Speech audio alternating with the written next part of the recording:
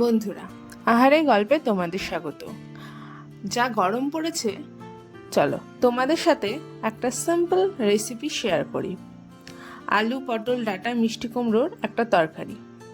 এই রেসিপিটা খুব সিম্পল, খুব ঝটপট করে তৈরি হয়ে যাবে, কিন্তু ভাত, লুচি, পরোটা, রুটি সব কিছুর সাথে খেতে দুর্দান্ত লাগবে। তো চলো দেরি না করে ঝটপট দেখে নাও।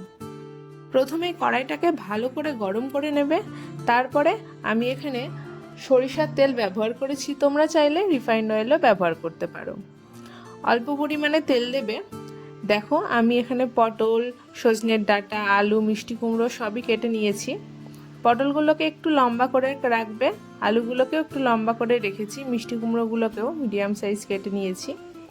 তেলের মধ্যে প্রথমে ডাঁটা, পটল আর আলুটা দিয়ে দেবে। সবগুলো দিয়ে এখন নাড়াচাড়া করে একটু লালচে করে ভেজে নেবে। দেখো হালকা একটু লালচে কালার হয়ে এসেছে। একটু ভেজে নিয়ে এখন এর মধ্যে দিয়ে দেবে কেটে রাখা মিষ্টি কুমড়োটা।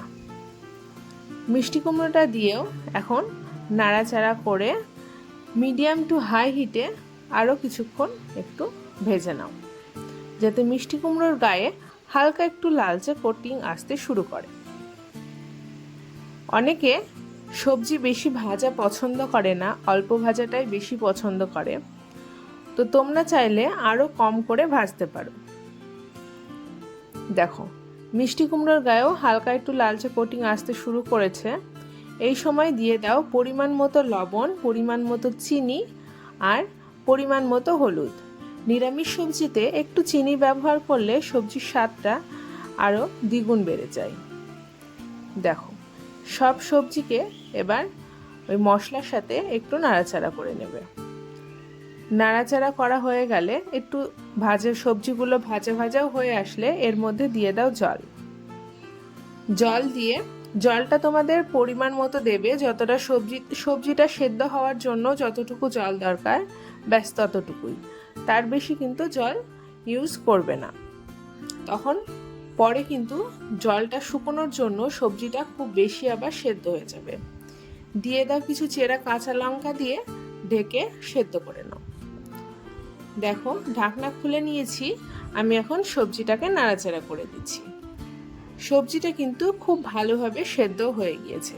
দেখো মিষ্টি কুমড়োটা একটা খুন্তি দিয়ে এইভাবে চেটকে দেখাচ্ছি, দেখছো খুব ভালোভাবে কিন্তু সবজি সেদ্ধ হয়ে গিয়েছে। জলটাও কিন্তু অল্প কিছুটা পরিমাণে জল আছে, জলটাও খুব বেশি জল নেই, অল্প একটু জল রাখবে। অল্প একটু জল রেখে সবজিটাকে এই অবস্থাতে ঢেলে নেবে। তোমরা যদি চাও সবজিটা কড়াইয়ে রেখে অন্য একটা তড়কা প্যানেও তড়কা মারতে পারো, আবার সবজিটা ঢেলে নিয়ে ওই কড়াইটা ধুয়ে ওতে তড়কা মারতে পারো। তার তড়কা মারার জন্য দেখো আমি প্রথমে কড়াইয়ে সরিষার তেল দিয়ে দিয়েছি। এই সময় সরিষার তেলই দেবে, তাহলে স্বাদটা ভালো হবে। দিয়ে দেবে শুকনো লঙ্কা, তেজপাতা, পাঁচফোড়ন। ফোড়নটা একটু লালচে হয়ে আসলে ওর মধ্যে দিয়ে দাও কলাইয়ের ডাল। কলাইয়ের ডালটা 2 চামচ পরিমাণে দেবে। কলাইয়ের ডালটা একটু লালচে কালার হয়ে আসলে তবে আগে থেকে যে সবজিটা ঢেলে রেখেছিলাম সেই সবজিটা জলসহ পুরোটাই দিয়ে দাও। জলটার পরিমাণ কিন্তু খুব বেশি রাখবে না, অল্পই রাখবে। আবার পুরো শুকিয়ে ফেললেও কিন্তু এই সময় একদমই শুকিয়ে যাবে সবজিটা, সেই জন্য অল্প একটু জল রাখবে। নাড়াচাড়া করে ওপর থেকে ছিটিয়ে দাও জিরে ভাজার গুঁড়ো, আর সাথে দিয়ে দাও সর্ষের গুঁড়োটা একটু বেশি, সর্ষের গুঁড়োটা একটু বেশি পরিমাণে দেবে। ওপর থেকে সর্ষেটাকে একটু গুঁড়ো করে নিয়ে একটু ঝেড়ে নিয়ে সর্ষের যে ডালটা বেরোয় সেটাই ওপর থেকে ছিটিয়ে দাও। দেখো এই মশলাগুলো দিতে দিতে কিন্তু ঝোলটা একদম পুরো প্রায় শুকিয়ে গিয়েছে। ব্যাস সবজিটা রান্না কমপ্লিট, আর কিচ্ছু করার দরকার নেই।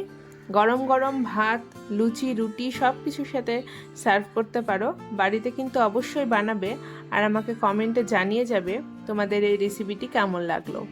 যদি ভালো লেগে থাকে লাইক শেয়ার করে অবশ্যই কিন্তু আমার পাশে থেকো। ধন্যবাদ।